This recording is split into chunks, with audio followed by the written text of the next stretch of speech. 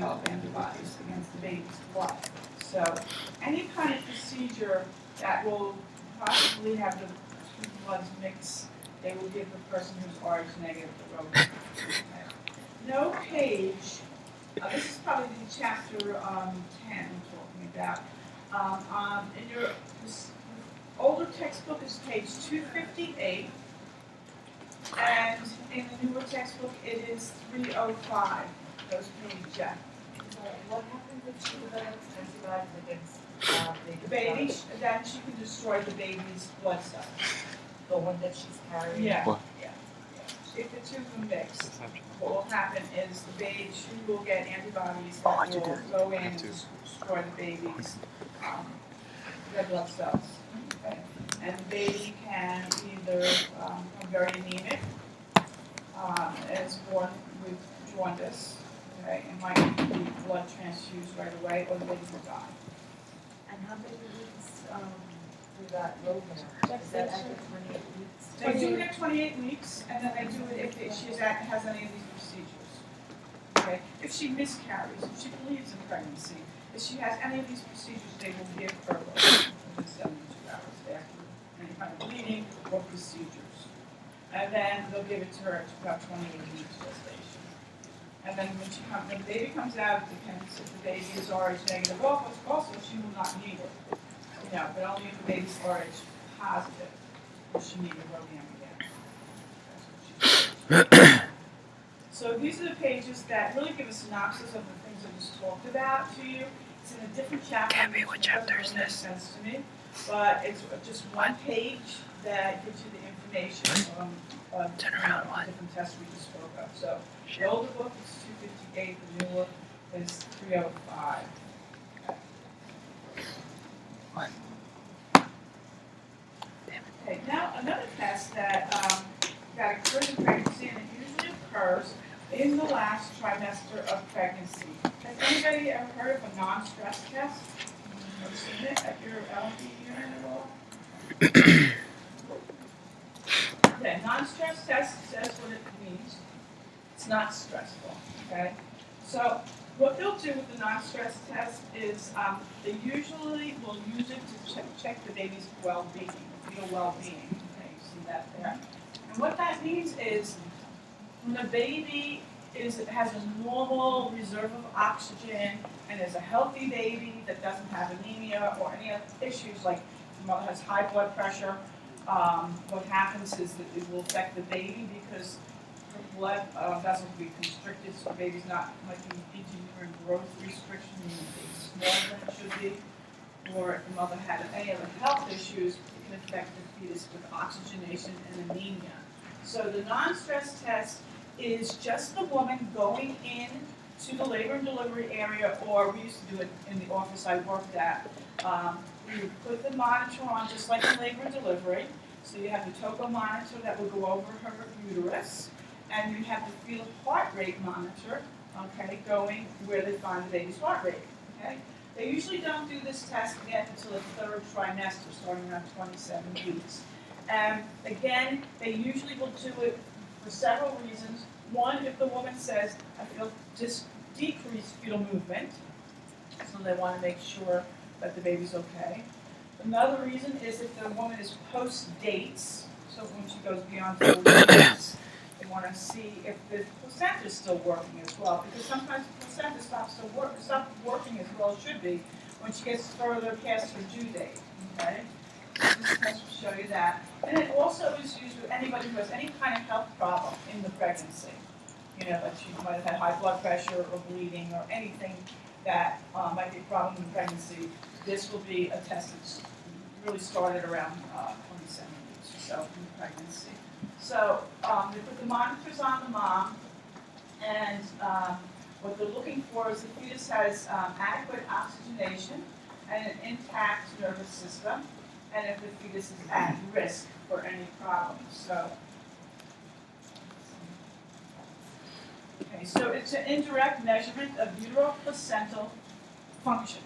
Okay, so meaning that the uterus is functioning, the placenta is functioning. Okay, and in a healthy fetus, there is an acceleration of the fetal heartbeat with fetal movement.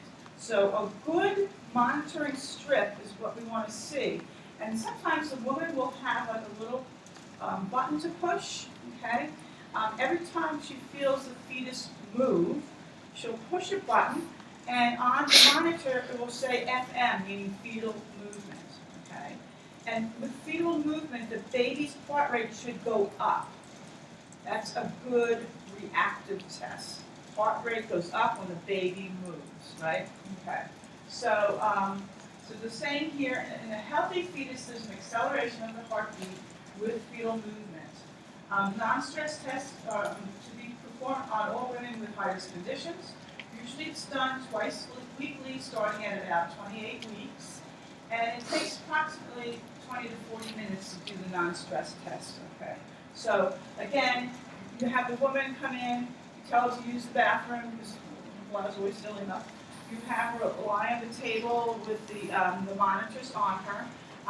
Make sure she's a little bit tilted off, she's not totally flat on her back where she can get dizzy and all that. So you have her a little bit of the wedge so that she's more towards the left side or the right side, not flat on the back. Okay. And a reactive non-stress test means it's a good test. Okay. It means the definition of a reactive non-stress test is 2 fetal heart accelerations from baseline of at least 15 beats per second, lasting for 15 seconds. So here's an example here. If the baseline of the fetal heart rate, okay, so the baby's not moving, so that's a baseline, is about 138 to 140. With movement, the fetal heart rate should go up to 153 to 155 or higher and last 15 seconds. And that is considered a good reactive strip. A non-reactive strip is that there are no accelerations. When the baby moves, there's no accelerations 2 times. Again, using that 15 by 15 criteria, meaning it should go up at least 15 beats and it should last at least 15 seconds. Okay. So the non-reactive test is not a good test. This is an example here of a woman having a fetal heart through a non-stress test. Okay, so what you see here is, you can see here is that, I don't know if you can see it on this one. This woman is putting here FM, right, fetal movement. So she's saying she's feeling the baby kicking. So what happens is, look at that, the heart rate goes up, and that's a good sound. It says FM here, particularly when the baby's moving, the heart rate goes up. Okay. And then here it just continues to move up. So the baseline here, say, 130, it's about 130 or so. Okay. So when the baby's heart rate goes up from 130, it's shown here the baby's heart rate is going up to about 160 or so. Okay? So, and so that's 15 above 130, it's 30 above 130. So that's a good thing. Each of these tiny lines here are 10 seconds each. You got 10, 20, 30, no, that's 30 seconds. So again, that goes to the criteria. It should be at least 15 beats above baseline, less than at least 15 seconds. Okay? And that is a reactive strip. Again, for the movement, baby heart rate goes up, heart rate goes up, heart rate goes up, heart rate goes up. That's a reactive non-stress test on this baby. And that's what we're looking for when you, when the baby moves. And again, that shows that the baby fetal well-being. Okay. The contractile stress test, I will have to tell you, they don't do it anymore. Somehow it's losing the textbooks for some reason. You can ask any place you go, Hackensack, Allen. This is an antiquated test that they don't use anymore. But I'll just bring it up because it's in the textbook. What they'll do is, again, the woman with wrist problems, the baby, they will start the woman on oxytocin, which has to be about 38 weeks or more because no one is going to become labor. So we'll put her on oxytocin. And they will screen her to see that the test does not have any, she's contracting, the baby's not showing any signs of fetal distress such as a late deceleration, that uroplacental insufficiency. So, but they don't use this anymore because they're afraid they're going to cause women to go into labor. Okay, so it's really not used. Okay, and here's an example of a positive contraction stress test. You can see the woman is contracting, okay, and you can see when she contracts, she's having some of the late deceleration. The baby's having late deceleration. So she's contracting, and you can see that this is the late deceleration sense that starts to go into normal peaks. That would be result because it shows that they're trying to make it through labor, even if it's just a, just an oxytocin text really. So again, they don't like to do anymore because in fact they can continue in labor and not be too labor. So they don't use it. Okay. Now something else, has anybody heard of the biophysical profile? No. This is how it, besides the non-stress test and ultrasound, this is probably the most common test that you will see or hear about. Okay. This again is, they use different criteria that they're assessing. Okay. They use the non-stress test that we just talked about. You want to see the baby heart rate goes up. Okay, so they use that as one of the 5 different criteria. And also then they go to an ultrasound after they do non-stress tests. And what they're doing here is they're looking for body movements, okay? Get more body movements, fetal tone, changes to the extension and flexion of the limbs. The fetus breathes in utero. They want to make sure that the fetus has 30 seconds worth of breathing movement, and they breathe to develop the muscles. So the intercostal muscles, when they come out, they're able to work the muscles. Okay? And then one of the more important things is the amniotic fluid volume. Okay? They will measure one or more pockets of fluid, and it should measure at least 2 cm per inch pocket. Okay? And then again, the non-stress test is also something that they look at. One of the most important factors is the amniotic fluid volume that is adequate, along with the non-stress test. The amniotic fluid is made up of fetal urine, okay? And when the placenta is not functioning or decreases functioning, the perfusion to the fetal organs such as the kidney will decrease, and this leads to a decreased amount of amniotic fluid. So the amniotic fluid, if they're in a rush, they'll just measure the amniotic fluid and not wait for breathing movement and the other criteria. Because if they didn't have enough fluid, there's something going on with other organs in the body. Okay. And the scores of 8 to 10 is considered normal if the amniotic fluid is adequate. A score of 6 or below is considered suspicious, possibly indicating that it's compromised. Okay. And again, actually most of it. PowerPoint, which is talking about they want to see the criteria they're looking at.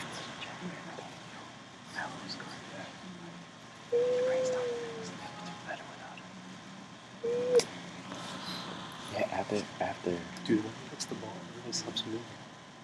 after the trade they did that, but they're good now. Have you seen the Knicks play? They're bigger and bigger now.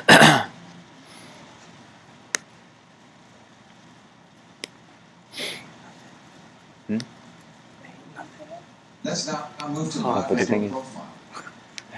the thing is, The the West is biophysical too nasty. profile, That's why they have a often bunch referred to of as the like all the BPSG, records you made good.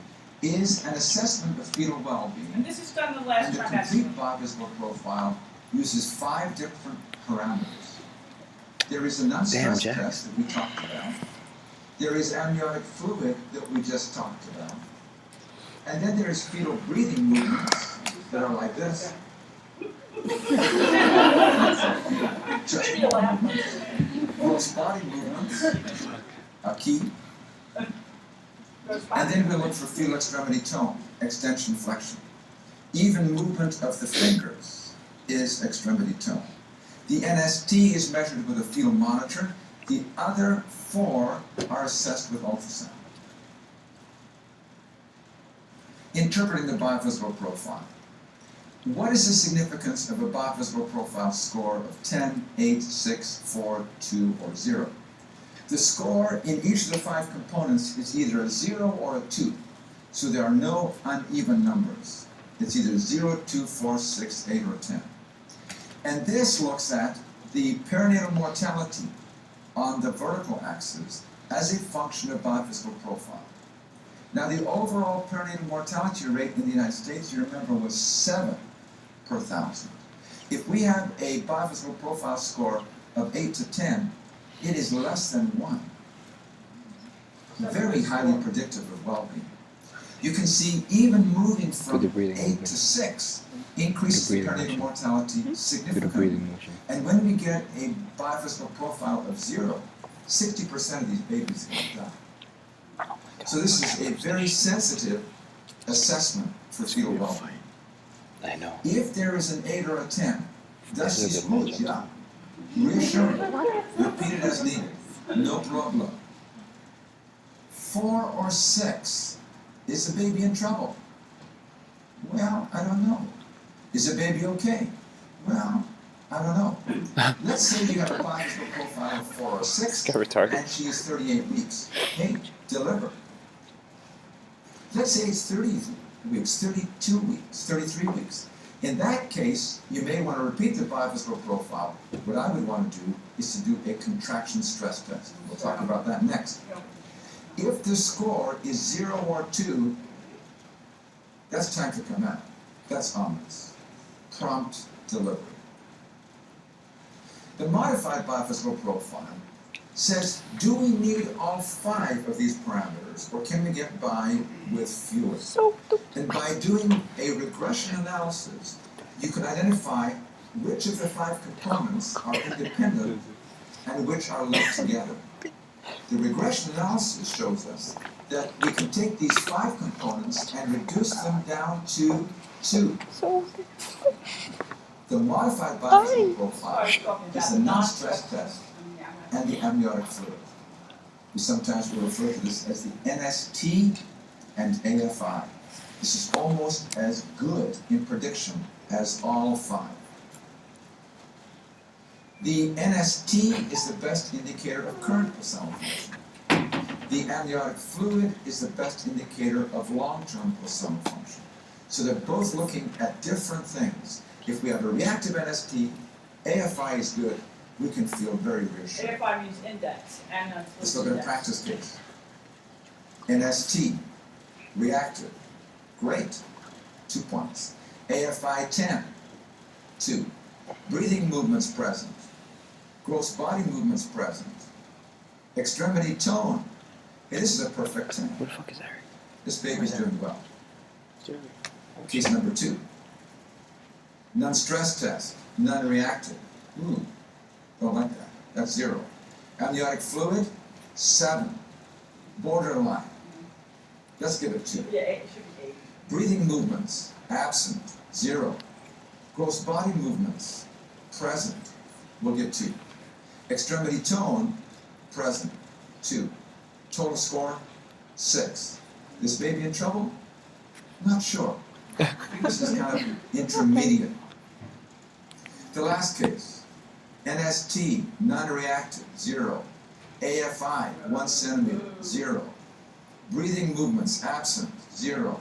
Gross body movements, absent, 0. Extremity tone, hey, this baby's in trouble. This baby's in trouble. That's the end of the biophysical profile. What are you smart?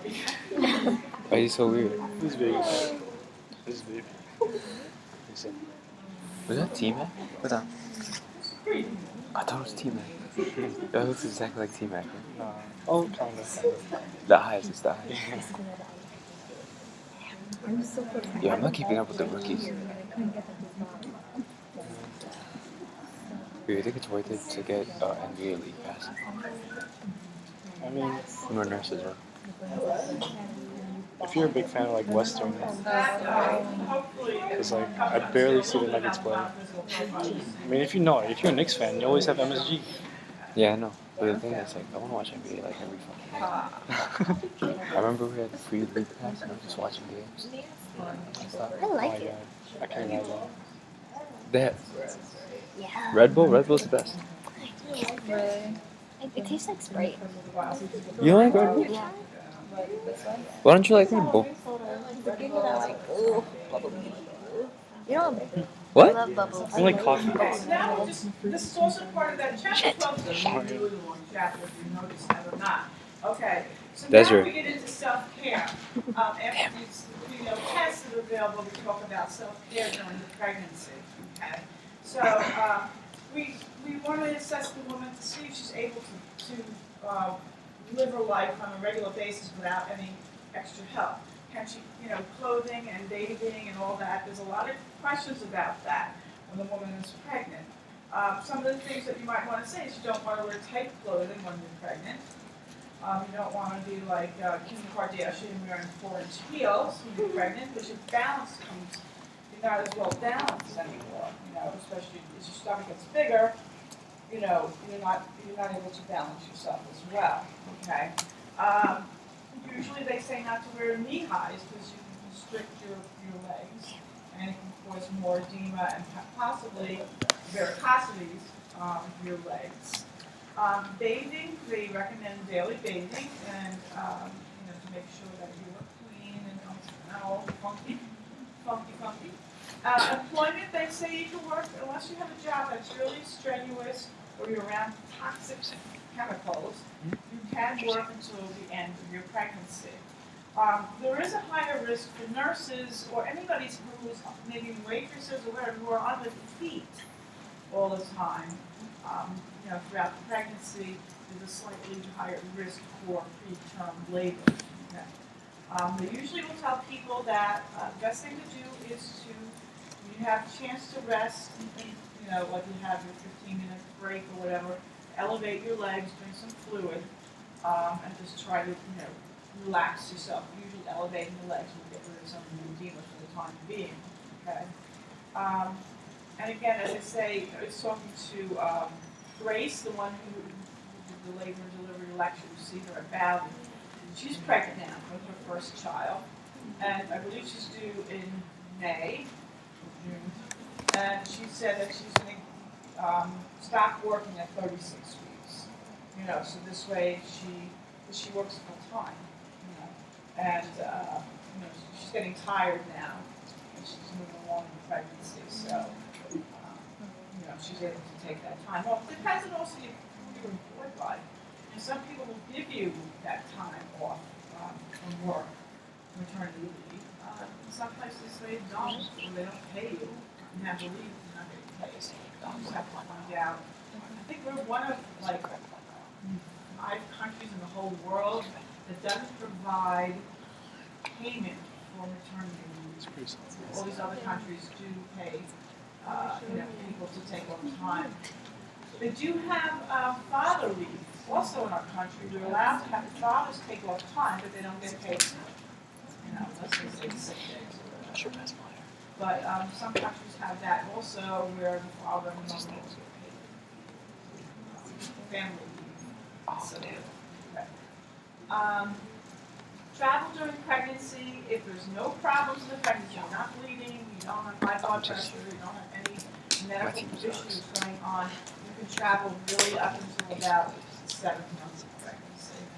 As long as you're okay. The big thing about traveling, even in a car, is you want to stop every 2 hours to get up and move around and also to take a pee-pee break. My best player right now. So, Tell me how that's these not players are to doing so well. see it for more than 2 hours. You get up, walk around a little bit, and then go to the bathroom, have something to drink, and just keep that in mind. Activity and rest, it's very hard to say what a person can do as under employment. But as the first trimester you're tired, last trimester you're tired.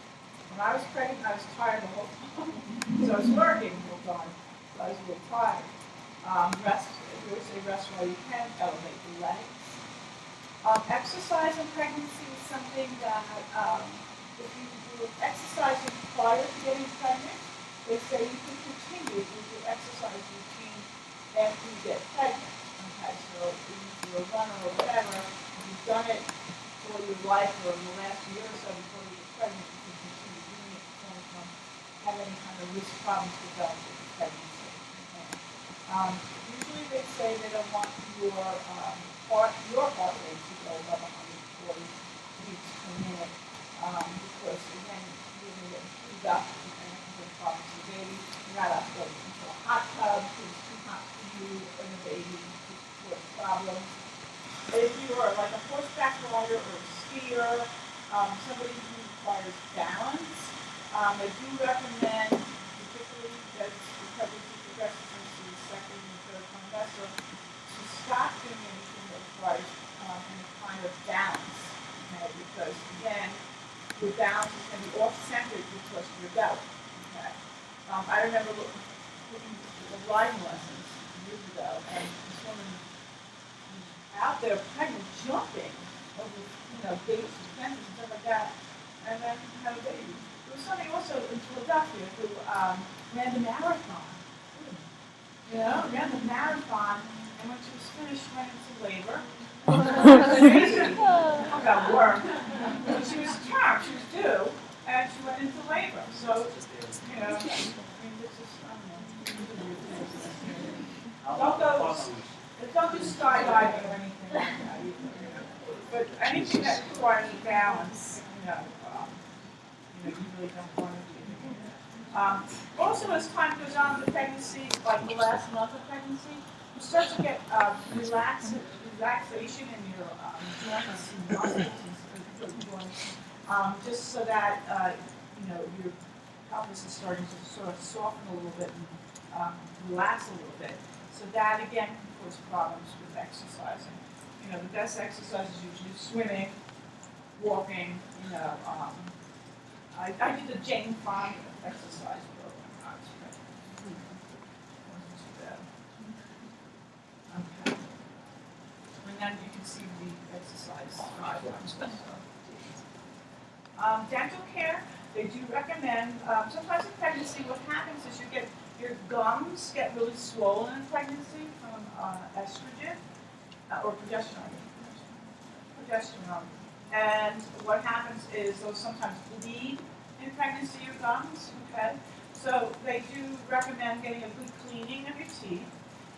If you have a dental problem, of course, if they have to x-ray, they would just put that shield on you, You can go to the dentist while you're pregnant, for fillings and all that. So you would just let them know that you're pregnant, and maybe they can do it without doing x-rays. Immunization, again, they do recommend the flu shot when you're pregnant. Other immunizations, really, if it's a live virus, they don't want you to have it like measles, rubella, or whatever, when you're pregnant. So any live virus, they don't recommend in pregnancy. Flu shots you can get in pregnancy.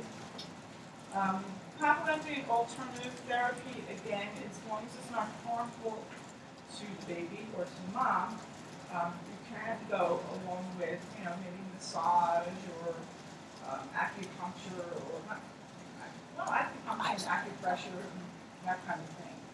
Or maybe sometimes people do get backaches in pregnancy. Teratogenic substances, the word terat means monster. So there are some substances that you could be ingesting that could cause a potential malformation in the fetus. Some of the substances, vitamin A, Accutane is very bad. If you're taking that in the first trimester of pregnancy, they recommend if you're planning pregnancy not to take it, vitamin A. Tobacco, not to smoke when you're pregnant. Alcohol, not to use that. Caffeine was back and forth. When I was pregnant, the first one said no caffeine. When I was pregnant with the second one 18 months later, they said moderation. So basically, moderation, pretty much moderation. They don't like you to eat certain fishes that have high mercury levels in it when you're pregnant. Some cheeses they don't want you to eat also when you're pregnant. So you have to really find out the list that your physician or healthcare provider has. Don't smoke marijuana. And try to stay away from cocaine. Okay? So if you don't want to have any problems with that. Step away from heroin if you can. Other concerns in pregnancy, sexuality, because of the safety of the fetus. Some cultures will say no sex during the whole pregnancy. Other people just feel like that they can't do it because the baby's there, and whatever reasons that they don't want to do it. Sexuality comes in the first trimester. You're too tired, or you might feel nauseous. In the last trimester, you just feel so big and you're tired. The best time is the second trimester. And even a lot of times the sexual desire increases in the second trimester of pregnancy. And again, it has to be worked out between the pregnant woman and the partner and what makes them feel comfortable. Other activities besides intercourse they can get themselves involved with, teaching about sexuality during pregnancy, nurse's role. So it just really depends on the individual and what the concerns are. If the woman has preterm labor, or history of preterm labor, or has preterm labor on and off of this pregnancy, or any kind of bleeding, she can't have intercourse. Okay? So that would put forth more problems. Some of the discomforts of pregnancy that we see, particularly in the first trimester of pregnancy, nausea and vomiting. A lot of times people will experience one or the other or both. At least 50% of pregnancies can cause nausea and vomiting in the pregnancy. Okay? So you have to see what the triggering factor is. Again, they think it's hormonal. You have the progesterone, estrogen in your body. It feels though the elevation in these hormones will cause you to feel nauseous. Okay?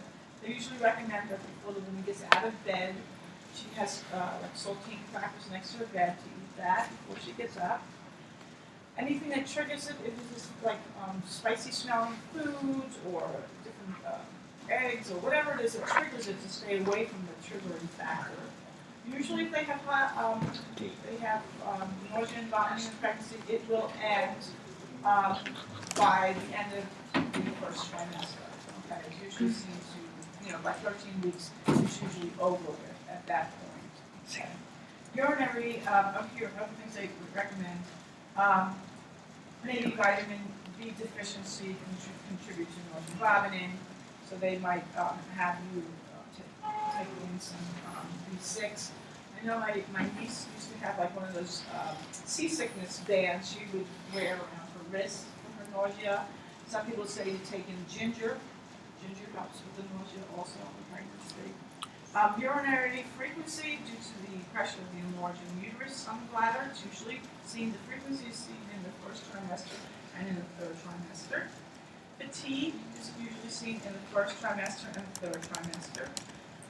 And it might be aggravated by the fact that the woman has to urinate at night. Even if she doesn't drink a lot before she goes to bed. Breast tenderness is usually seen in the first trimester. It's from the increase of the hormones.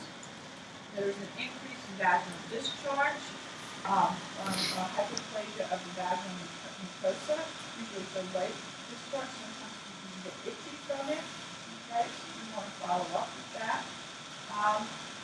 Nasal stuffiness. Okay, a lot of times the nasal passages you see even after they deliver, they say, I can't smell, I have nasal stuffiness, and again, this is from estrogen that might, with the amount is increasing. They usually take this normal saline drops or humidifier in the bedroom or wherever you are in the house might help with that. Epistaxis is a nosebleed, okay? So again, with all this injection and increase in blood volume in the body, there's a risk for a woman to have nosebleeds in pregnancy. The next one is called Hydalism. Causes unknown.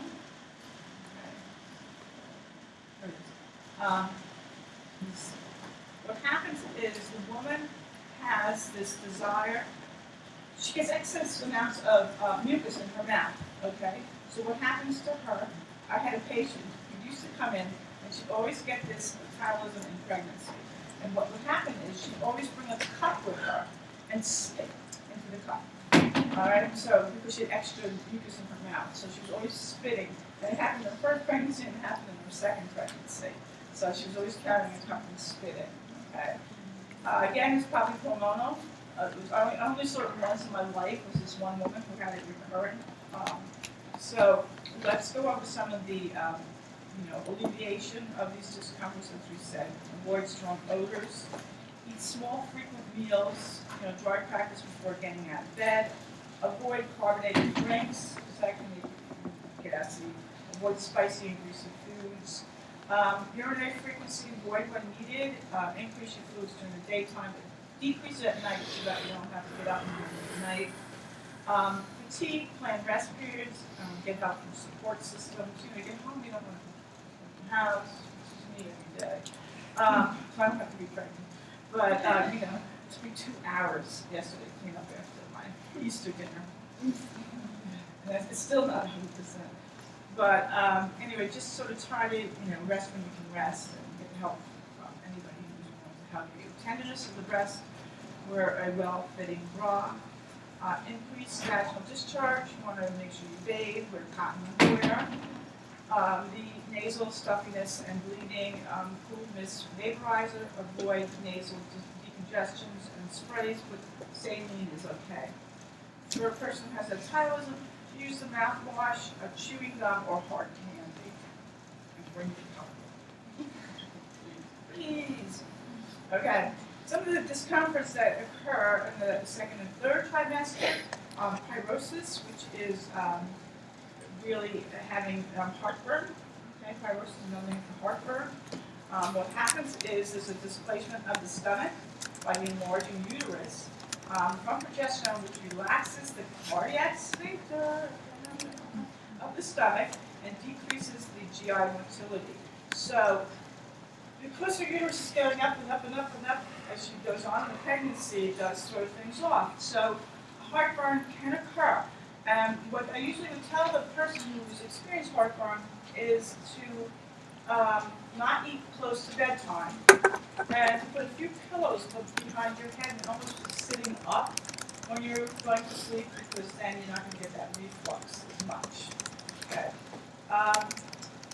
The other thing with this is from progesterone, you have that relaxed, decreased GI motility. You can become constipated. So you want to drink more fluids, have more fiber in your diet, and they do want to have fiber when you're pregnant. Ankle edema, again, a lot of times people, especially towards the summertime, see more in the summertime, that women will have more edema in the ankle area. And then this is from the decreased venous return from the legs. The varicose veins, usually it's sort of interesting. If your mother had varicose veins, you're more than likely to have varicose veins yourself if you're pregnant. But the other thing that I found when I was working in the prenatal clinics, it turned out it seemed like people didn't get the varicose veins until they got into their third pregnancy. I don't know why. But the third pregnancy seems to be the charm of getting varicose veins. But again, it's usually genetic. And if you, as I said, if your mother has it, usually you will have it also. And again, really, it's because of the large uterus connecting to the return.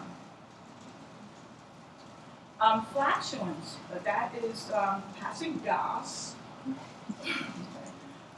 Second and third trimester from increased progesterone and decreased GI motility and pressure of the uterus on the large intestines. Okay, so that occurs. Hemorrhoids. These are varicosities or varicose veins of the rectum. That is what a hemorrhoid is. So it's a varicosity or varicose vein of the rectum.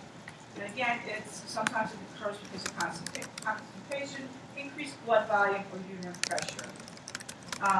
Then constipation from increase of progesterone and the intestines being displaced. Other discomforts, backache in pregnancy, second and third trimester. A lot of times it starts later in the second trimester into the third. A backache is from lumbar sacral curve. As uterus becomes larger, it becomes heavier. So you get what they call lordosis of pregnancy, lordosis. So the woman's stomach is coming out and she's overcompensating by bending back, okay? So she throws her stance off, so she can get what they call lordosis of pregnancy, just to compensate for her belly, she's leaning backwards. And that can cause also pain, okay? Leg cramps, usually of the calf, leg cramps that occur in pregnancy, and maybe compression of the uterus or pelvic nerves or blood vessels leading to the leg. How many people ever had the Charlie horse we call it? Where you have on the back of your calf, like you wake up in the middle of the night because you stretched and pointed your toes and all of a sudden, oh, what a feeling. It's really painful. It's like an odd feeling. You get out of bed jumping around because you can't put your foot down. They do say to try either warm compresses or cold compresses for that. And they also tell you to dorsiflex. So if you get this kind of cramp, take your foot and try to flex it towards your head, and that seems to stretch the muscle out a little bit. You know, another thing we used to say is stand next, put your calf next to the wall, cold wall, and maybe that will help. You know, those things. And faintness. You know, remember in all the old movies, you always knew the woman was pregnant because she passed out. Oh, and I don't think they could say the word pregnancy back in like real old days, when they were like in the 50s and 40s. No one could say pregnancy, and no one was allowed to sleep in the same beds. So if you saw like I Love Lucy or any of those shows, they had their own twin-size bed. No one back then, it was taboo to have them on TV and sleeping in the same bed, or saying the word pregnancy. Okay. So faintness, meaning feeling that you're going to faint or you might faint, is from increased blood volume and postural hypotension from blood pooling in your legs. So you want to tell the person to get up slowly, okay? Sometimes when they get up too quickly, they could start feeling a little dizzy.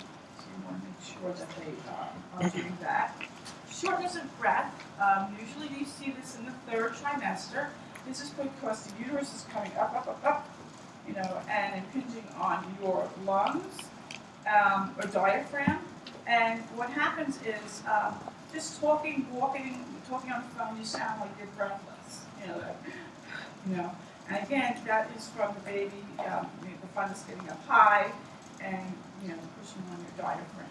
Once you have, once the baby drops or lightning occurs, what's the term for it, then what will happen is the woman can breathe, but the baby's dropped a little bit lower and sitting on the bladder, so now the woman has to pee.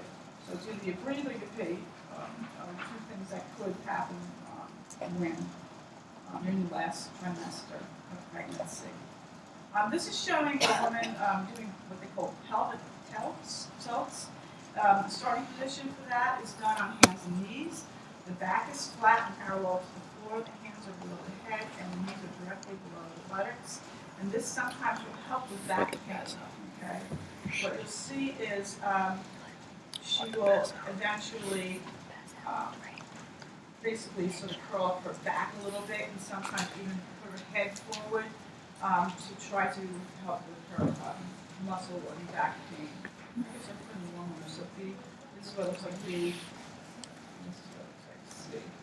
Checks.